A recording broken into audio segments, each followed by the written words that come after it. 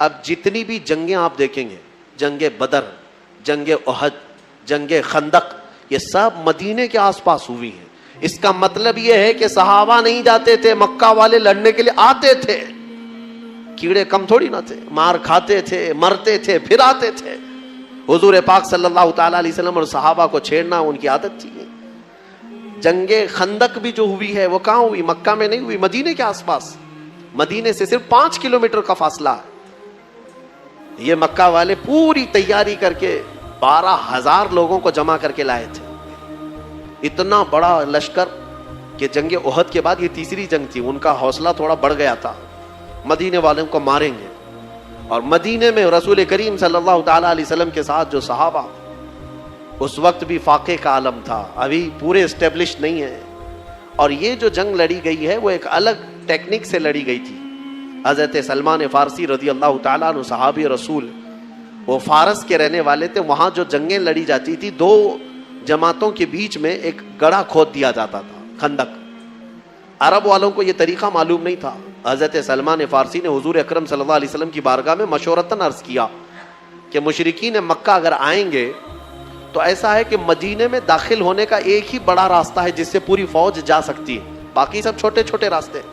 اس بڑے راستے کے باہر ہم لوگ ایک بڑی خندق کھود دیتے ہیں تاکہ وہ آئیں تو مدینے شہر کے اندر نہ آئیں، کیونکہ شہر میں اگر لڑائی ہوگی تو گھر ٹوٹیں گے، بستیاں اجڑیں گی، دکان برباد ہوں گے، بہت کچھ ہو جائے گا، اس لیے ان کو شہر کے باہر ہی گھیر دیتے ہیں۔ حضور نے ان کا مشورہ پسند کیا اور خندق کھودی گئی، تقریباً 1 مہینے تک کھودی گئی تھی، اور وہ کافی بڑی خندق۔ عرب کا تیز دوڑنے والا اچھی نسل کا گھوڑا بھی چھلانگ لگا کر اس خندق کو پار نہیں کر سکتا تھا، اتنی چوڑی تھی وہ خندق۔ اس خندق کو کھودنے میں خود میرے آقا صلی اللہ تعالیٰ علیہ وسلم نے اپنے ہاتھ میں کلہاڑی اٹھائی ہے، اور یہ وہ دور تھا جب صحابہ بھوک کی شدت کی وجہ سے پیٹ پر پتھر باندھتے تھے۔ حضرت ابو ہریرہ فرماتے ہیں، نہیں بلکہ دوسرے صحابہ اکرام سے یہ روایت ہے کہ حضور پاک صلی اللہ تعالیٰ علیہ وسلم اس وقت اپنا جبہ اٹھا کر دکھاتے تو آپ کے پیٹ پر 2 پتھر بندھے ہوئے تھے۔ یہ پتھر کیوں باندھتے تھے اس وقت؟ کہ مضبوط ایک کپڑے سے پتھر باندھ دیے جاتے تھے تاکہ بھوک پریشان نہ کرے۔ پیٹ اگر خالی چھوڑ دیا جائے تو بار بار بھوک لگتی ہے، اور اس پیٹ کو ٹائٹ باندھ دیا جائے تو بھوک کم لگتی ہے۔ یہ عربوں کا طریقہ تھا، پیٹ پر پٹا باندھ لیتے تھے۔ حضور اکرم صلی اللہ تعالیٰ علیہ وسلم اس وقت پتھر باندھے رہتے تھے کہ بھوک پریشان نہ کرے۔ اور خندق جو کھودی گئی ہے انہی فاقہ کشی کے عالم میں کھودی گئی ہے۔ پھر اس کے بعد مشرکین جب آئے تو وہ دیکھ کر کے حیرت میں رہ گئے، یہ کیا طریقہ ہے؟ ہم کو شہر میں داخل ہونے نہیں دیا جا رہا ہے، یا مطلب یہ چیز نہیں تھی ان کے لیے۔ خندق کے اس طرف کھڑے ہو گئے، جنگ شروع نہیں ہوئی۔ اس میں 3 بڑی جماعتیں تھیں، قبیلہ بنو غطفان اور قریش، اور پھر ایک نجد کا ایک قبیلہ تھا۔ بڑے بڑے 3 قبیلے اس میں آئے تھے جنگ کرنے کے لیے۔ حضور پاک صلی اللہ تعالیٰ علیہ وسلم اور ان کے صحابہ، آزمائش میں آپ کو بتاؤں کیسی تھی۔ مدینے والے اس وقت جتنے تھے سب کے ساتھ میرے آقا صلی اللہ علیہ وسلم نے ایگریمنٹ کیا تھا، جو یہودی ہیں عیسائی ہیں سب کے ساتھ، کہ حملہ مدینے پر ہو رہا ہے، لہٰذا ہم ساتھ مل کر کے لڑیں گے، شہر کی حفاظت ضروری ہے۔ یہودی جو تھے اس میں بنو نذیر ایک قبیلہ ہے، اور بنو قریظہ، یہ 2 قبیلے تھے۔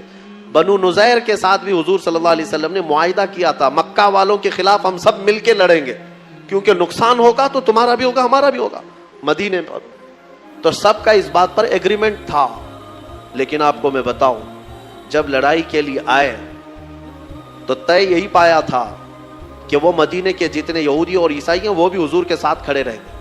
لیکن ان ظالموں نے کیا کیا؟ حضور اکرم صلی اللہ تعالیٰ علیہ وسلم کے ساتھ آئے نہیں میدان میں، چند اپنے لوگوں کو بھیجا، اور اپنے سارے قلعے میں یہودی بیٹھ کر میٹنگ کرنے لگے، اور حضور پاک کی ساری تیاریوں کی خبریں مکہ کے کافروں کو دینے لگے۔ مشرکین یہ دھوکے باز تھے، حضور پاک صلی اللہ علیہ وسلم کی ساری خبریں مکہ والوں کو پہنچانے لگے۔ انہوں نے دھوکہ دیا، خدا کیا، غش کیا، یہ ساری چیزیں ہوئی۔ اب جو حضور کے ساتھ تھے اس میں کچھ منافقین بھی آئے ہوئے تھے، اور وہ موسم کی سختیاں دیکھنے لگے۔ ایسی ہوائیں تیز چلی کہ لوگوں کا کھڑا ہونا مشکل تھا وہاں۔ हुनालिक इब्तुलिय अल-मुअमिनून वज़ुलज़िलू ज़िलज़ालन शदीदा। अल्लाह फरमाता है ये वो जगह थी जब मोमिनों को आजमाया गया और उन्हें बहुत अच्छी तरह से हिला दिया गया था। वइज़ यक़ूलुल मुनाफ़िक़ून, और उस दिन मुनाफिक ये कह रहे थे, क्या कह रहे थे? अरे हमारे घर में औरतें खाली हो गई हैं, छत उड़ गई हैं और हमको जाना है मदीने में। ये कह करके हुजूर को छोड़कर चले गए जो जमात में। ये वो लोग थे जो मुसलमान नजर आते थे, हुजूर के साथ नमाज भी पढ़ते थे, उनका सब मुसलमानों के साथ चलता था, लेकिन जब हालात सख्त हो गए भाग गए। वो एक ही लाठी से भागने वाले लोग सब मदीना में भाग करके चले गए। और मैदान में कौन बचे? वही सहाबा जो नबी पाक सल्लल्लाहु ताला अलैहि वसल्लम के लिए अपनी जान भी कुर्बान करने के लिए हाजिर रहा करते थे। वो आशिकीन की जमात खड़ी रह गई, उसमें चंद लोग थे। अब मुझे बताइए, मुनाफिकीन छोड़कर मदीने गए, यहूदी धोखा दे करके मीटिंग कर रहे हैं मदीने में बैठकर, और सामने 12,000 का लश्कर है मुशरिकीन का, और खंदक है, और सहाबा के पास खाने पीने को कुछ भी नहीं है। एक रात ऐसी भी आई, एक रात कि वो मुशरिकीन वहां बड़े बड़े जानवर ज़बाह करके भून रहे थे, गोश्त खा रहे थे, रोटियां पक रही थी।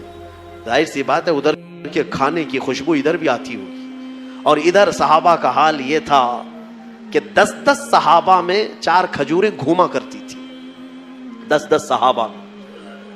रात के वक्त सहाबा खड़े रह जाते और उनके खाने पीने चल रहे हैं।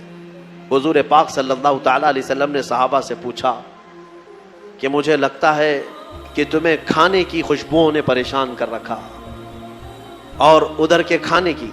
मैं एक बात बताता हूं, हुजूर अगर खीमे में आराम कर रहे हो, घर के अंदर हो, एक भी कोई सहाबी इधर से उधर गया हो 2 रोटियां मांगने के लिए या 1 बोटी मांगने के लिए कि मियां हमें भी थोड़ा सा खाना पानी दे दो, लंगर बंटता है तो कैसे भीड़ लग जाती है। एक सहाबी भी गया हो, तारीख में ढूंढ करके निकालो, एक सहाबी से भी आप नहीं दिखा सकोगे।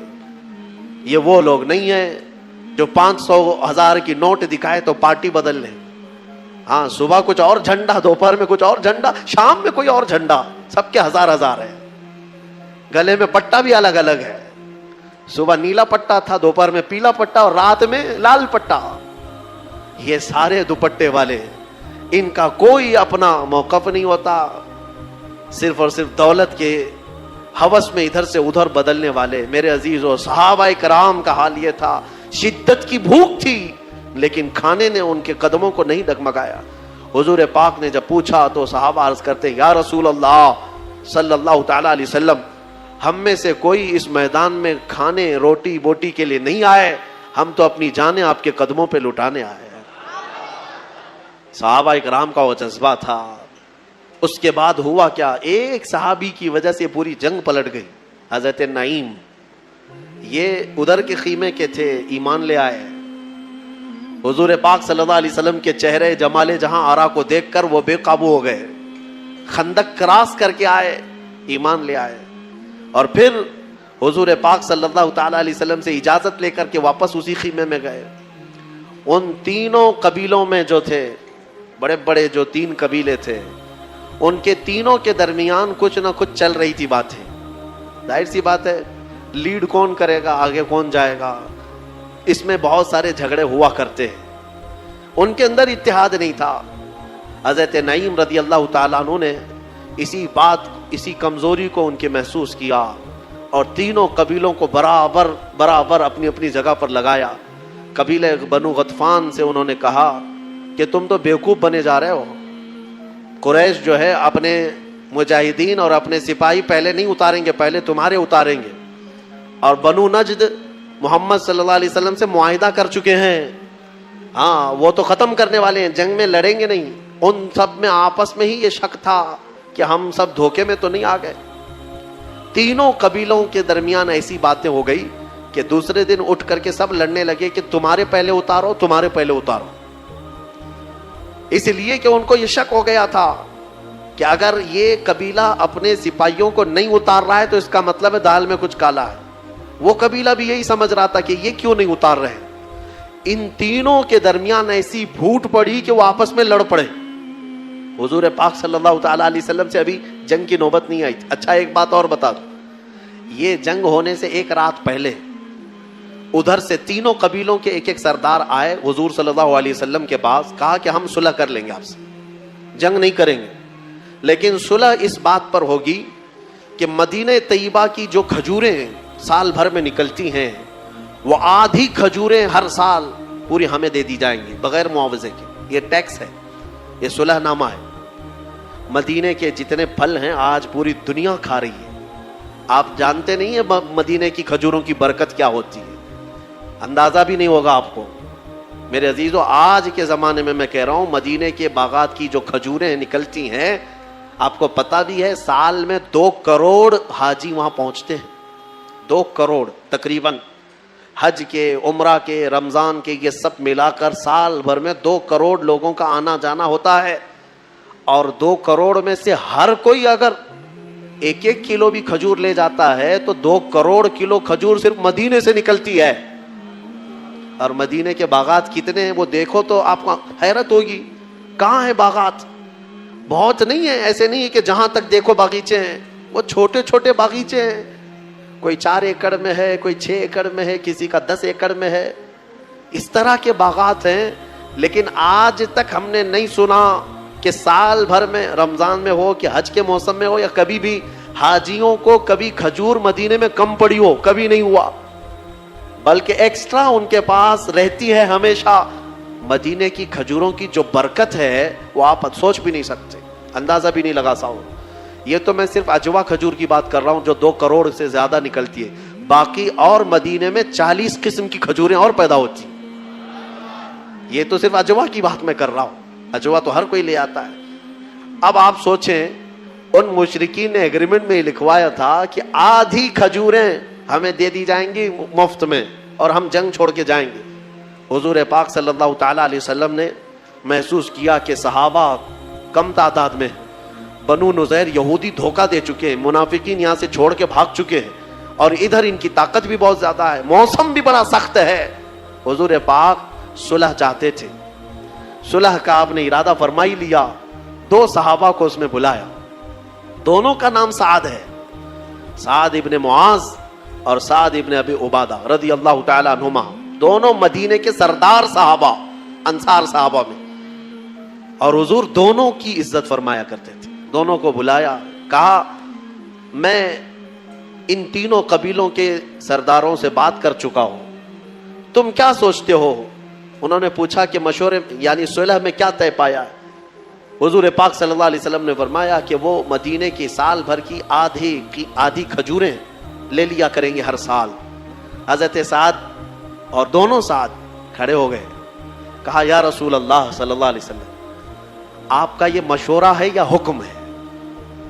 حکم ہے تو اسے ٹالا نہیں جا سکتا. اگر آپ مشورہ فرماتے ہیں تو ہمیں اجازت ہے. حضور پاک صلی اللہ علیہ وسلم نے فرمایا نہیں, میرا حکم نہیں ہے, میرا مشورہ ہے صلح کرنے کا. تو دونوں صحابہ اٹھے اور وہ ایگریمنٹ کا جو پیپر تھا اس کو اٹھائے اور پھاڑ دیا. حضرت سعد اس دن کہتے ہیں یا رسول اللہ صلی اللہ تعالی علیہ وسلم, جب ہم کفر میں تھے, جب ہم مشرک تھے, تب ان خبیثوں کو ایک کھجور نہیں دیتے تھے, اور آج دولت ایمان ہمارے پاس ہے اور آدھی کھجوروں کی بات کی جاتی ہے.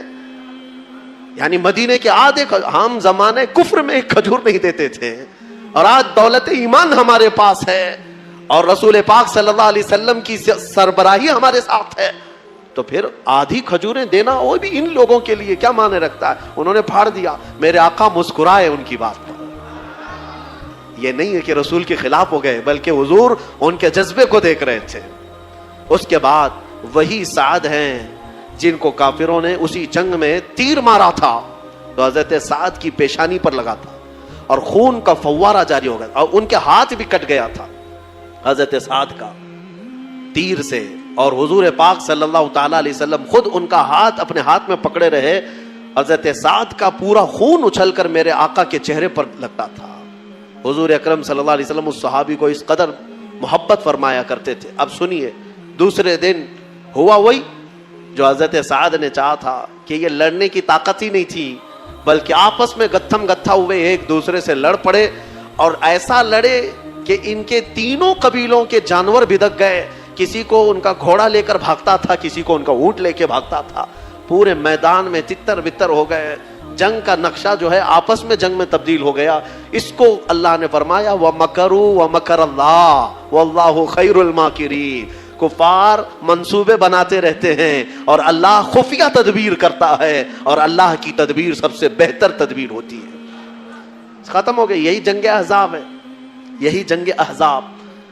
اس سے حضور پاک صلی اللہ تعالی علیہ وسلم جب واپس لوٹ رہے تھے, اب سنیے اب مسئلہ کیا تھا. وہ تو بھاگ گئے, بہت سارا مال سب چھوڑ کر مکہ والے بھاگے. اب حضور کو مدینے واپس آنا ہے, مدینے واپس آنا ہے.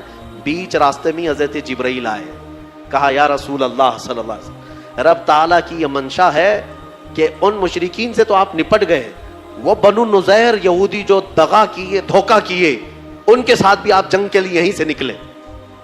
ایک جنگ ختم ہوئی ہے, ابھی مدینے پہنچے نہیں. پھر جبرائیل امین کا حکم آیا کہ یہیں سے ان کو بھی نپٹا کر کے آ جائیں جو دھوکہ دیے ہیں. بنو نذیر یہ بھی مدینے کے باہر رہتے تھے. ایک قلعے میں بند ہو کر انہوں نے ایگریمنٹ بھی توڑ دیا تھا, بلکہ ہتھیار صاف کر رہے تھے کہ اب مکہ والوں نے تو مدینے حضور صلی اللہ علیہ وسلم کو مار دیا ہوگا, ہم بھی نکلیں گے, ہم بھی ماریں گے, پورا مدینہ ہمارا ہے. وہ سارے شیخ چلی کے پلان پہلے سے بن رہے تھے, انہیں پتہ ہی نہیں میدان میں ہوا کیا ہے. جب وہاں پر وہ سب میٹنگیں چل رہی تھی, ادھر جبرائیل امین حضور سے عرض کر رہے تھے کہ آقا رب تبارک و تعالیٰ کا حکم ہے. اب میرے آقا صلی اللہ تعالی علیہ وسلم نے صحابہ سے پوچھا, ایک مہینے تک جنہوں نے خندق کھودی ہو, بھوکے پیاسے کھڑے ہوں, کئی زخمی ہو چکے, اور اس جنگ کی اختتام کے بعد مدینے لوٹ رہے ہوں, بیچ راستے میں حضور پھر کہیں کہ یہاں سے اور ایک جنگ پہ جانا ہے, کیا کیفیت ہوگی؟ سننے میں تمہیں آسان لگے گا, پریکٹیکلی معلوم پڑے گا. روزے کے عالم میں صبح نکل کر کے کسی جگہ جاؤ, کام کرو, دوپہر میں کوئی آ کر کے کہے یہاں سے اور ایک جگہ جانا ہے, منہ لٹکا لو. ہاں وہ صحابہ ایک مہینے تک وہاں کھڑے رہے بھوکے پیاسے, ایک دن کی بات نہیں. جنگ میں بیچ راستے میں حضور پاک نے پوچھا صحابہ سے کہ میرے صحابہ, جبرائیل آئے اور مجھے اللہ تعالیٰ کا پیغام سنا ہے کہ یہاں سے بنو نذیر کے خلاف جنگ کے لیے ہمیں نکلنا ہے, جنہوں نے دھوکہ دیا ہے مدینے والوں کو, تمہارا کیا خیال ہے؟ صحابہ نے یہ کہا کہ مرہم پٹی کر لیں گے, کھانا پانی پی کر کے کھا کے آئیں گے, بیویوں سے بات کر کے آ جائیں گے, گھر بار دیکھ کے آئیں گے. مہینہ بھر ہوا.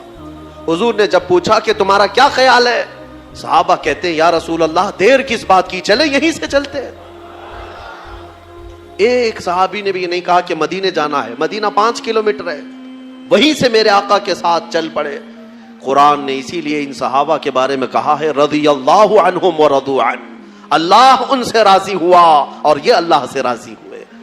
یہ یوں ہی نہیں, اللہ تعالیٰ ان صحابہ سے کیوں راضی تھا کہ انہوں نے اپنی جانیں جوخم میں ڈالی ہیں لیکن شکایت کبھی نہیں کیا. بھوک بھی برداشت کیا, پیاس بھی برداشت کیا, مصیبتیں بھی برداشت کی, لیکن شکایت کبھی نہیں کیا. بنو نذیر کی جنگ میں بھی گئے اور پھر اس قلعے کا محاصرہ کیا. وہ تو میاں مٹھو بنے ہوئے پہلے سے پلان بنا رہے تھے, ان کو ایسا لگ رہا تھا ہم مار ڈالیں گے, کاٹ ڈالیں گے, ختم کر ڈالیں گے. حضور پاک باہر کھڑے صحابہ کے ساتھ, ان کو بلایا آ جاؤ. انہوں نے کہا ہم جنگ کریں گے. حضور پاک صلی اللہ علیہ وسلم کی طرف سے حکم ہوا کہ ہم جنگ نہیں کرنا چاہتے, تم آ جاؤ, تم سب نے دھوکہ دیا, ایگریمنٹ توڑے. اندر سے ان لوگوں نے پلان بنا کر کے یہ کہا کہ چلو لڑتے ہیں جتنے ہیں. کیا لڑ پاتے محمد عربی صلی اللہ علیہ وسلم کے ان شیروں کے ساتھ. نیچے آئے, دوپہر تک نہیں ہوئی کہ سب کے سب وہیں ڈھیر ہو گئے, کئی قیدی بن گئے اور کئی مارے گئے, اور اس کے بعد اس علاقے کو, اس اڈے کو بھی ہمیشہ کے لیے ختم کر دیا گیا, بنو نذیر. اب مدینہ طیبہ میں نبی پاک صلی اللہ تعالی علیہ وسلم کی اسی سلطنت کا اسٹیبلشمنٹ ہوا جو آج تک ہمارا مرکز اسلام ہے. حرزہ سرائیاں مدینے کو خراب کرنے کی اس وقت سے کوششیں ہوتی رہی, جنگیں یوں ہی نہیں ہوئی ہیں, وجہ تو کچھ تو رہی ہے.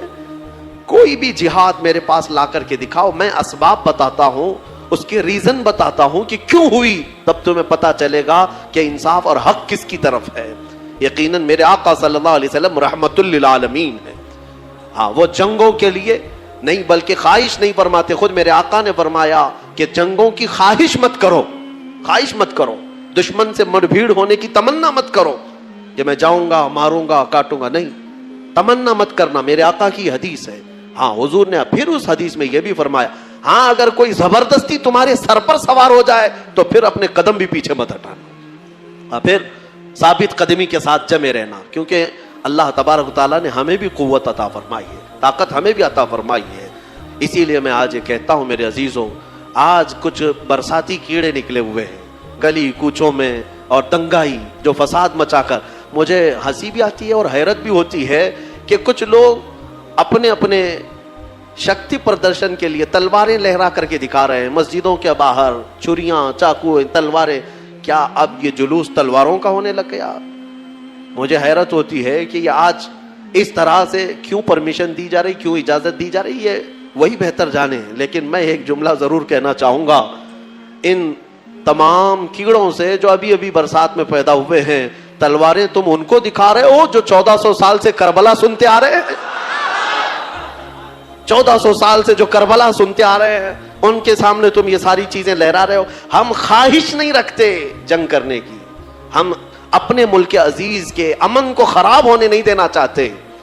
ہم یہاں پر اس ملک کی فضا کو مقدر اور برباد ہونے نہیں دینا چاہتے. الحمدللہ یہاں کی مٹی سے ہمیں محبت ہے، امن و امان قائم رکھنے کی ہم بھرپور کوششیں کرتے ہیں. لیکن جن کیڑوں کو آج یہ پرمیشن دی گئی ہے، اجازت دی گئی ہے ماحول خراب کرنے کی، میں ان حکومت پر بیٹھے ہوئے، تخت پر بیٹھے ہوئے لوگوں کو بھی تنبیہ کرنا چاہتا ہوں، اگر تم یہ سمجھتے ہو کہ ان کے لڑنے سے صرف تمہاری سیٹیں گرم ہوں گی، کرسیاں رہیں گی، ایک دن آئے گا یہ آگ لگے گی تو کرسی بھی جلے گی. ہاں آگ لگے گی تو کرسیاں بھی جلیں گی. اسی لیے کوشش یہ کرو کہ امن خراب نہ ہونے پائے.